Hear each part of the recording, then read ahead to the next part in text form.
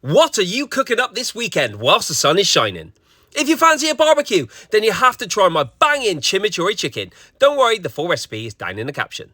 First up, let's marinate the chicken in paprika, garlic granules, oregano, onion granules and salt. Drizzle over some olive oil, then rub into the chicken until fully coated. Get this cooking on your barbecue, and then let's make the chimichurri sauce. Combine all of the ingredients listed in the recipe. When I was filming, I forgot to put in the bloody onion, so make sure you add this too. Give it a good stir, then leave to stand for at least 20 minutes. Use the chimichurri sauce to baste the golden chicken. You can also do this in your air fryer or oven. Just check out the method for details. It's hard to go into cooking times when you barbecue, so always make sure your chicken reaches an internal temperature of at least 75 degrees C.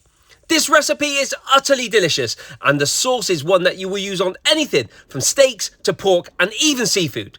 Don't forget, if you're looking for inspiration, go and check out my brand new website for loads of recipes all in one place.